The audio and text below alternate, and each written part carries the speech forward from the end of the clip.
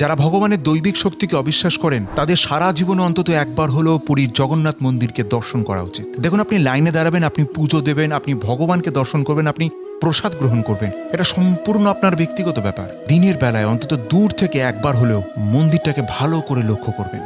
জগন্নাথ দেবের মন্দিরের সর্বশ্রেষ্ঠ চূড়ার যে পতাকাটা, সেটা কিন্তু হাওয়ার একেবারে বিপরীত দিকে বইছে, একেবারে 90 ডিগ্রি বিপরীতে। এই জিনিসটা আপনি আরো স্পষ্ট বুঝতে পারবেন যখন মন্দিরের বাকি পতাকাগুলোর দিকে তাকাবেন। দেখবেন সবকটা পতাকা কিন্তু হাওয়ার দিকে বইছে। এখন জানি আপনারা অনেকেই বলবেন এটা জাস্ট একটা সায়েন্স, এটা কারমান ভর্টেক্সের জাস্ট একটা রুলস, যেখানে হাওয়া গরম হয়ে মন্দিরের স্ট্রাকচারের সঙ্গে লেগে একেবারে 90 ডিগ্রি উল্টো দিকে বইছে, তাই পতাকাটাও হাওয়ার উল্টো দিকে বইছে। দেখুন, আমি কিন্তু কোনো তর্কে যাব না, শুধু আপনাকে ছোট্ট একটা উদাহরণ দেব। ভারতবর্ষের অনেক মন্দির, এমনকি সাউথ ইন্ডিয়ার অধিকাংশ মন্দিরের স্ট্রাকচার এই জগন্নাথ দেবের মন্দিরের স্ট্রাকচারের আদলে তৈরি হয়েছে।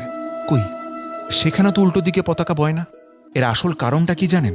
একবার জগন্নাথ দেব পবনপুত্র হনুমানকে